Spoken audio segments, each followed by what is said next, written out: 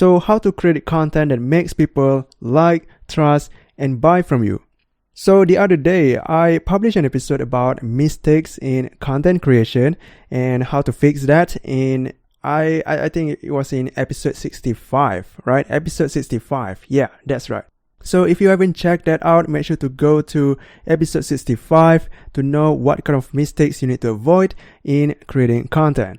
Now, if you're using social media for business, you might have already asked this question, like how to create a huge amount of content in just a short period of time, or it's basically like how to create more content in less time, right? How to create more in less, how to speed things up, kind of like that. So as a beginner myself, I still a beginner, and I always think about what content I should create next, because content is the fuel of my business, right? Content is king, just like what people always say.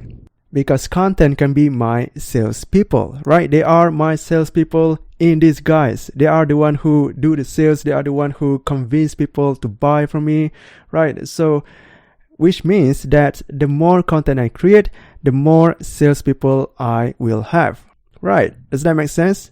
And plus, content can live longer than me, and they can work even 24/7 without stopping. Wow, that is so powerful, even more powerful than what human can do. So that's why we have to create more content, and that's how powerful content is. And as a beginner, I really want to create noise in social media. I want more intention. I just want to create more content so that they buy from me and they like and trust me, right? And the only way to do that is to create more content. Even Gary Vee always talk about focusing on quantity instead of quality, right? Because in order to improve the quality, you first need to create more to craft your skill. You can't just create a quality without even knowing which one is the quality one, right? So you have to create more in order to know which one is the right one, okay? So, even though Gary always say that, I actually have a different opinion about that, because in a business standpoint, you need to know which content brings the most money. You can't just create content for the sake of creating content, right? So this episode is mostly for a beginner who is just getting started in using social media for business. What me and the guest will talk about today is more about creating content to create enough noise to make sure everyone notice you and pays attention to your offer, right? And some of the topics that we will cover are 5 pillars for content marketing to help you stand out from the crowd, 3 embarrassing mistakes in content creation, what to post in social media to get people buy from you, and so much more. Okay? And yeah, I haven't introduced the guest yet, right? Okay, so today's guest is Elizabeth Pampalone. She is an international speaker, entrepreneur, and expert marketer with over 20 years of experience. She has served all kinds of business from non-profit to online stores. Her goal is to help clients achieve success and freedom through the power of absolute marketing. So anyway, this is the first part of the whole interview. Make sure to subscribe so the next part will be delivered right into your podcast platform. And yeah, before we begin, if you like to identify your perfect client or your perfect avatar, your perfect audience, right? I have already laid out 7 questions to do just that, to identify your perfect client. So you can grab it at bit.ly/client for you. Okay, again, bit.ly/client for you. All right. So without wasting more time, let's begin.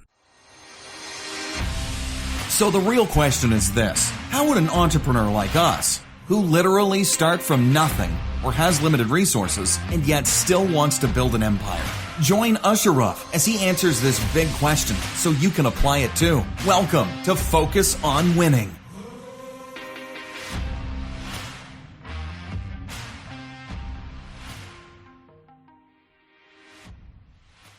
Hey Elizabeth, welcome to the Focus on Winning podcast. I'm so glad to have you here. Hi, thanks for having me. So, Elizabeth, what was your one thing that inspired you to become an entrepreneur? Well, I actually moved to a new city, a new state, and I had to start my life over. And when I did that, my mom said to me, you know what? You need to pick two things you like and make a job out of it. Because I was having a hard time finding a job. I was overqualified for these things and underqualified for those things. So I decided to just pick something that I like to do and make myself a job. And that's what I did. Okay, so what kind of a job was that? I told her that I liked old people and computers. So I ended up Okay. working with older people in their homes, senior adults in their homes, fixing their computers. And I went from house to house and I taught at different senior centers. And I basically grew a business that lasted for, we had that business for 10 years before I sold it. Ooh, wow. Yeah, I heard you bought a Facebook groups before from the dad groups, right?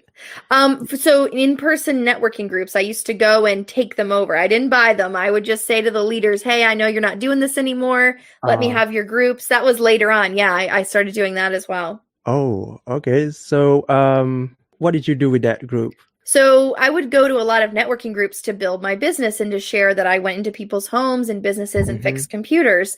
And networking was a great way for me to do that. So mm-hmm. I started to go to a ton of groups. I went to 3 networking groups every single day, different groups all over my city for an entire year. So I networked 3 times a day for an entire year. It was crazy. Breakfast, Whoa. lunch, and dinner. I was networking. I was going out, meeting people. And I found out there were a lot of groups that didn't have leaders or didn't have, like they had leaders and then the leaders left. So I started to call those leaders and say, hey, look, I'd love to work with your group. And I would just take over the group. They would hand over the keys to me, basically. And I would take over those groups and then run them differently, run them better. And Mm-hmm. then I would build them and grow them and rebrand them and give them new agendas and new ways of doing things. And then I would give them over to one of the members that was really active and kind of turn the groups over and rebuild them. Almost like the people that do like the restaurant rescues and things like that. I did that for networking groups, and then I would turn them over to new ownership. Uh-huh. One thing that I want to applaud is that you went 3 times a day for the whole year, you said? Yes. Wow. Yep. Okay. That's some really hustle right there. Yeah. So, okay, what's the one thing actually that really inspired you to start a business? Well, it Maybe, was my mom. That's what I mentioned. It oh, was it my was mom, and it was your she mom. told me to pick 2 things I liked, and I didn't really have a way to get a job at that point. I was overqualified for some things. I was underqualified for things. Uh, That's why I had to make uh, a job. So that's really what inspired me was necessity was really my inspiration. okay. All right. So, when you become an entrepreneur, right? So when you consider yourself an entrepreneur, and what's the challenge? What's the challenging part for you? Well, I didn't consider myself an entrepreneur until 6 or 7 years into business. I'd Mm, been running my business, but I didn't consider it a business. I considered it a job. I went to people's homes, I fixed their computers, I helped them out, but I didn't really see it as a business until I started meeting other business owners, and that's when I started networking, because I didn't really realize that there were other people out there doing that. I thought it was just me, and that's kind of silly to think, but in my mind, I just thought, well, I have a job, right? I didn't think of it as business. So until about 5 or 6 years in, even almost 7 years in, I really didn't consider myself an entrepreneur. And once I realized that I had a real business, I had a good income, I was working full time, that was my only job I was doing, it was supporting me and my family, I was like, oh my gosh, now I have to be a real business owner. So what do real business owners do? They go to networking and meetings, they run mm, groups, they run events, they, do all those kind of things. And so I started doing more of that stuff. I started teaching in different places and doing speaking engagements. And so that's when I really started to figure out what entrepreneurism is and how do you actually become an entrepreneur. I started going to seminars and conferences, but I still was finding that it seemed like everybody else was doing really well and like I wasn't, even though in reality, my business was growing and it was very successful. I didn't view it that way because the comparisons I was making were too big. I was comparing myself to people who'd been in business for many years or who had lots of training, and I'd only been in business for a few years. So, I think that was one of my biggest struggles, was the comparison issue and trying to measure up to someone who was not in the same business as me, didn't have the same opportunities as I did. And I wasn't looking at the opportunities that I had right in front of me. And so that's really something that I saw as an obstacle that I had to overcome. And really that came down to mindset, really working with, myself and also with some coaches. I had coaches along the way as well who helped me a lot, and saying, why am I comparing myself when there's 4 opportunities or 3 opportunities right in front of me, that if I took advantage of those small opportunities, those would lead to other bigger opportunities. And now I'm not comparing myself to someone else. I'm working on my own business. I'm working on myself, and I'm moving forward in what I'm trying to accomplish, rather than sitting here going, man, why are they doing so good and I'm not, that kind of thing. Yeah. I believe every entrepreneurs have experienced that, where they compare themselves with others. And I heard that this quote somewhere, like, don't compare yourself with other people's 20 chapters ahead. Something along that lines. I don't remember the exact exactly. quotes. Like, everyone's at a different spot, right? Some people are behind you, some people are ahead of you, and even there's people next to you, but they have not gotten there the same way. It's your journey, it's your business, and you have to really focus on that rather than all the other things outside of it. Yeah. I love that you work on your mindset. I mean, entrepreneurs are more into self-development and mindset stuff. So yeah, that's a powerful step you got there. And so now that you have achieved all these things, you have websites, you have business. How many business you have right now? I have, let me think. I have 2 right now. 2. Yeah, only 2. At one That's point great. I had 4, but I think 2 is plenty. But yeah, we have 2. My husband and I, we both own them. And he runs his. So one of them is, he's an editor, and he edits their first book. He helps them write their first book in 90 days. And then I help people with marketing. And we create 1 year of marketing in 5 days. So those are the 2 businesses that we run right now. But, in the past, I've run computer repair companies. I had a networking company where we would help people find the right networking groups. We had a membership for that. I ran large events. I did the networking groups. That was another kind of small business. I taught people how to run networking groups. So, I've had tons of businesses over the years. I had a trivia company for a while. Like, we've had lots of business over the years, but these 2, I think, are probably our most, we're most passionate about those. I love marketing. He loves editing. And it's just, I don't know. It's just something about those 2 things. We've just really honed in on those and really found our niche there. Love that. So now that you have these 2 businesses, and you have a lot of services, actually, like email marketing, social media, websites, and all this stuff. So what's your next steps in your business? Well, we just launched our membership. It's free. And, I want to share what we do and what I do with everyone. I don't want it to be this, mystery that you have to join to find out and all this stuff. It's really something that I like to share with people. So, I believe that social media is really, really easy. I believe that all these things can, marketing is easy, but you have to break it down, and make it really simple for yourself. So I think a lot of gurus overcomplicate these things. And I like to offer the 5 pillars, 5 pillars of marketing: branding, website, social media, email marketing, and blogging. If you've got those 5 pieces in your business and they're running correctly and they're automated, oh my gosh, that's so much freedom. And it's also so good for your business, because now you're bringing the right clients to you, because you're giving them the right message and the right information on social and blogging and things like that. That's great. So that's your previous accomplishment, I could say, right? So is there any other milestone that you want to hit?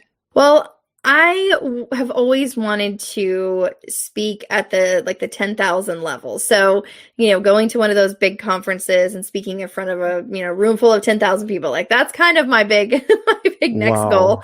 I've done small conferences. I've spoken in front of, 500 people, 1,000 people, but never that 10,000 level. So I'm kind of working towards that. But yeah, I mean, I don't really put a lot of huge goals on myself. I actually focus on like problem solving. I actually heard a talk the other day, and they were talking about how some people, they have these goals and these checklists and they're checking things off as they go and they're so excited about it.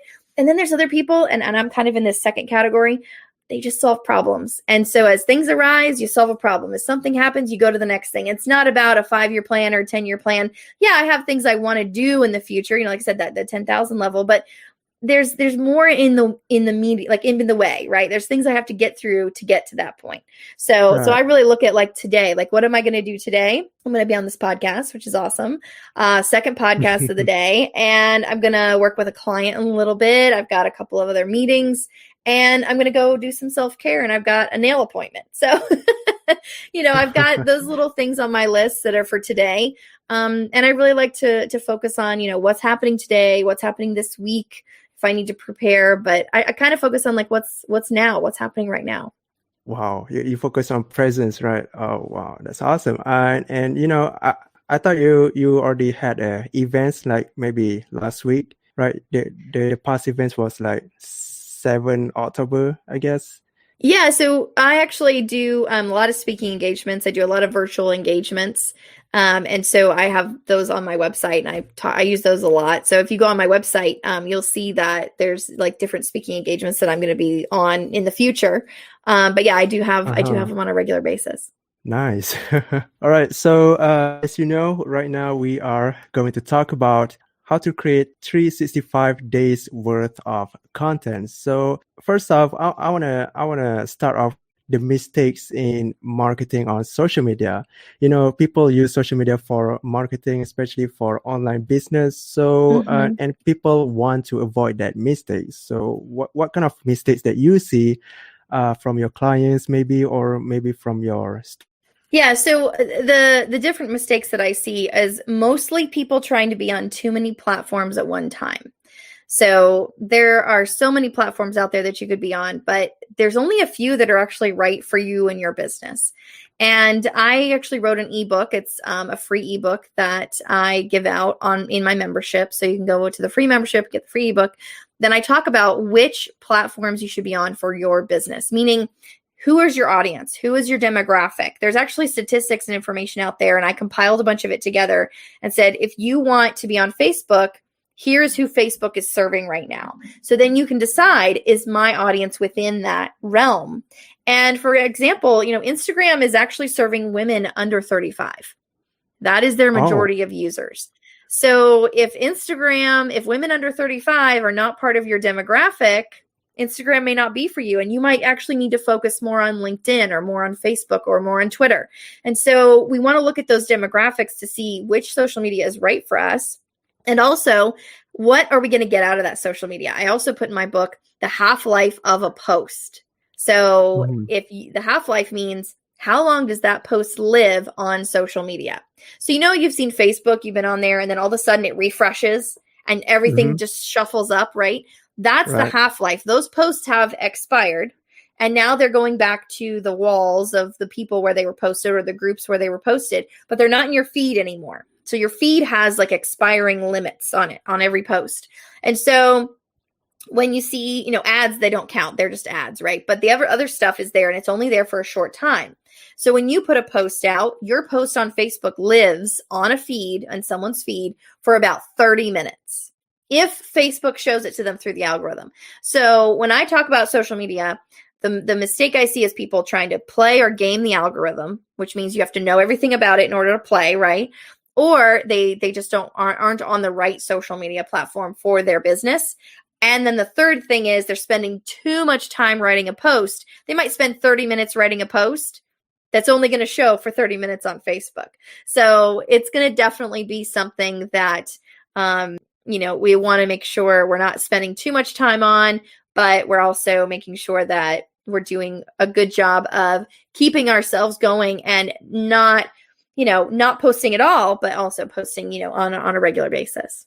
So you don't want to spend all that time for 30 minutes. So it's kind of like wasting an hour. So I try to tell people you need to write the post, make it quick. And so the three things I really see people messing up are that they're trying to play the algorithm, which means they have to know everything about it in order to game it, right? They're trying to be on the wrong platforms. They're on the wrong platforms. They're posting to the wrong people. So that's why they're not getting any return on it. And then the third thing is they're spending too much time writing a post and it's only living for a short period of time on those different platforms. So those are the three big mistakes I see people making. And those are all easily fixed. Those are all things that can just be easily fixed if you do all of your content in one day. In Facebook, I see that if you are being active on your only posts, I mean, if people comment on you reply to them for maybe like in the first 30 minutes, that post will show up to more people. I mean, that's what I found out when I post something. And what do you think? Yeah, and that's again learning the algorithm and then like playing with it, right? Like working with the algorithm. A lot of people in my businesses that I work with and the people that I work with on my clients, they don't have time to figure all those things out. And not a lot of those things are like listed online. You can't just go online and go, tell me how the algorithm works. Because if you could, then everybody would be doing it, right? So you have to like learn those things. And when you have time to sit and like that's part of your job is to learn those things, then that works really great. But when you don't have time to learn those things, when you're really struggling with, I just need to get the social media out. I don't want to be, inconsistent. I need to make sure that I'm sending the right message. Then if you can create your content all in one day, then you have time to reply to those posts. You're not sitting there writing posts and replying and writing more posts and replying. You're just doing kind of one thing at a time. So I really like the 1 day system so that you can actually get those posts out there. And then as people comment, you have time to respond. That's a great strategy. And I just listened to your podcast, Absolute Marketing. And one of your episodes is about the myth in social media. And I think one thing that really sticks out to me when you talk about don't oversaturate with everything you do. Do not post everything. Your including the breakfast that you have, right? So what is it that we should not post actually?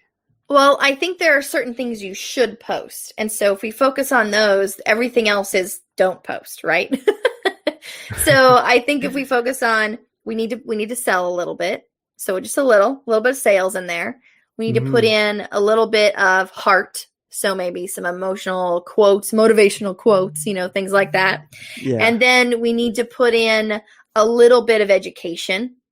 Sometimes I put in 2 parts education because I like to share things with people and have like, these are some great tools that I use. This is some tips that I have, things like that. And then I think we need to have also a part of external information. So yeah, we might be sharing how we do something or our tips and our tricks and things like that. But we also want to bring in an outside source that's like, for me, it would be like Inc. Magazine, Forbes, something from other marketers, Gary Vee, Seth Godin, people like that. I bring in their information into my world so that other people see, oh, she's going to the best. Like she's going to those high levels and bringing us information.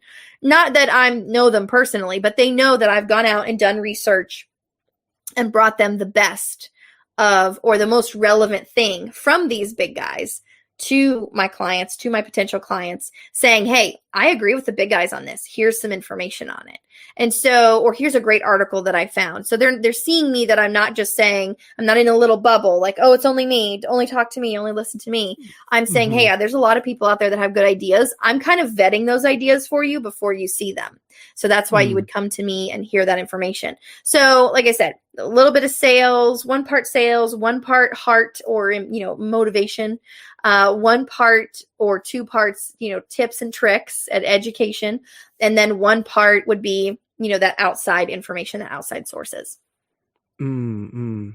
So when is the right time to post that kind of post? Like when is the right time to post the hard thingy or, motivational quotes, or when is it to sell? So I actually just literally broke down. So we have 5 pieces, right? So those are our 5 pieces, one each day. We could literally say Thursdays are for this, Mondays are for that, Tuesdays are for this, and literally say one thing each day. We don't have to post 100 times a day.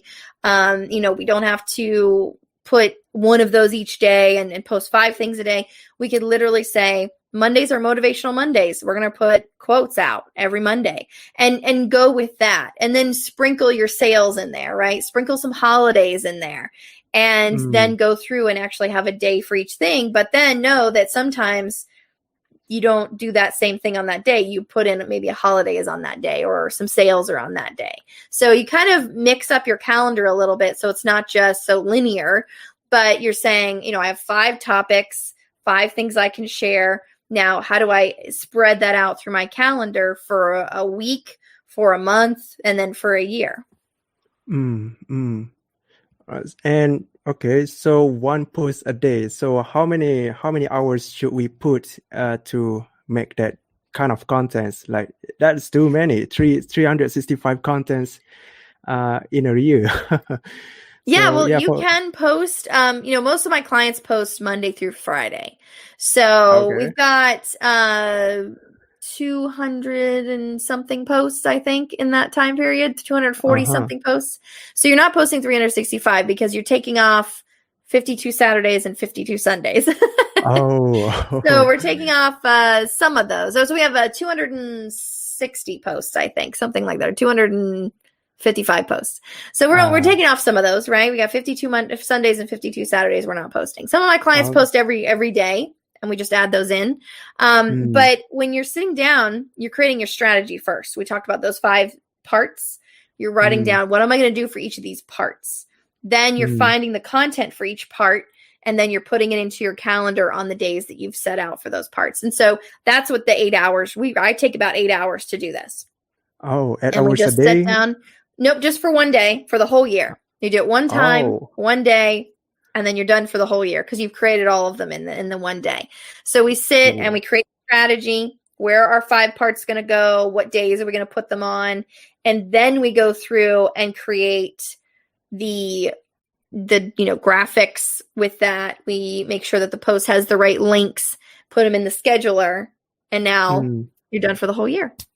Wow. I never thought about that. That's awesome, actually. And so you mentioned about sharing tips and tricks. How do we know that that tricks that we are sharing does not include our paid course or paid service? So how do we limit ourselves from sharing the paid stuff? So you want to share something that's actionable. And if you listen to my podcast, that's a free thing I share with everybody. And I give actionable things. I'll say, this is a product I use. I use a certain scheduler. I talk about that in the podcast. This is why I use it. This is how I use it. Go check them out. And I share that information freely. But it doesn't tell you what my strategy around that is. And it doesn't tell you all the features of it that I use. So I'm keeping some of that to myself, right? Then with my actual products and services, I'm sharing stuff with you right now. I'm giving you the idea of the formula. I'm giving you some of the elements of it, some of the aspects of it, but we're not walking through what I would walk through with a client. So I'm sharing something that you can take. And I believe this, that there are a lot of DIYers out there. You might be one. I'm one. I'm one of those people.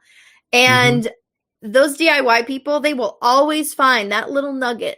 And they will take it and they will run with it and they'll run away and they will not come out and pay you. They will not pay you at all. That's fine. But then there's everybody else that's kind of in the middle, right? There's people on the other side of the thing that are just like, well, that's not for me. Never mind. Right. So they're on the other side. We don't care about that. That's fine. They're good. They don't need us. That's fine. But then there's those people in the middle. They're not DIYers. They don't not care about it. They do care about it. They do need it. They do want to understand it better. But there's something in their mindset. There's something in their creative. There's maybe a creative block. Maybe there's a intuitive block.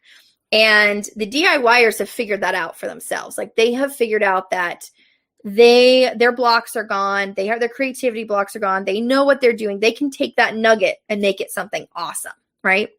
And that'll be enough for them.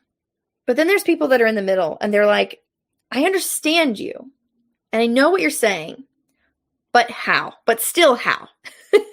And so those are the people we're really speaking to. We're trying to get people to understand that, no, it's not rocket science what we do. No, it's not impossible or beyond your ability. It is well within what you can do. But sometimes you need that person to give you that explanation from a different perspective, or to give you more information so that you can actually accomplish it and do it correctly. And the DIYers, sometimes they'll miss out on a lot of stuff. They take that morsel, that nugget, they run with it. But they're missing a lot of context. They're missing a lot of shortcuts. They're missing a lot of those pieces that those people in the middle, when they say, yeah, that's me, sign me up. And they get all that extra stuff. And so I find like these middle people, they're my favorite. Because one, they sign up, which is good for everybody because now everybody's winning. But at the same time, they're getting so much more out of what we present in our paid content. They're taking that free content. They're starting to like work with it. It's in their mind and they're thinking about it. But when they get to that paid content, they're like, oh my gosh, this makes so much sense. That was the piece that I was missing, or that was the thing that those DIYers didn't get. That was the context they didn't understand. Now that I understand that, of course I can do this. Of course this is easier. And so I think if we just give people what they need to get started, like to get started with their mindset, then they will definitely either run with it, say, no, it's not for me, or be in the middle and say, you know what, I do need this, but I need that extra. I need those shortcuts. I want the full package, right? I don't want the little bits and pieces that the DIYers ran off with. I want to know really how to do this so that I can actually use it for my business and for my life and actually do things much more efficiently and much better. Yeah. I believe that when you share something on your social media, and it's more of the what rather than the how, right? So if they want more, then they just reach out to us to learn more about the how. So yeah, that's powerful too. And also, it reminds me of when I share contents about how to get big guests, or how to launch a podcast. There was a day where I talked to them that, hey, it's easy to get big guests. You just go to this website and just message them. But I didn't tell them how to message them, what kind of message should they send, right? So that's kind of an example that I can give. And yeah, that's powerful. All right, there you go. The part 1 of how to create content that makes people like, trust, and buy from you. Now, I believe creating content is one thing, but knowing who's your content for is another thing. If you want to know who should consume your content, what kind of audience should you serve, or what kind of client will buy from you, check out my ebook, 7 Questions to Identify Your Perfect Client at bit.ly/client for you. If you don't know how to spell, the link is in the description below. And this ebook will help you create content for the right audience, who is not just consume your content, but also ready to buy anything from you, because you have the right solution for them and they have the problem that they really need help with. So that's why they are your perfect client, right? Or your perfect customer, whatever you call it. So again, go to bit.ly/client for you. The link is in the description if you don't know the spelling. Alright. So always remember, winners focus on winning. Until then, stay winning. Hey, thank you for listening. We hope you can implement everything from this episode. And would you like to know more about business strategies and life hacks that you can apply right now? If so, subscribe to this podcast so you can become the best you.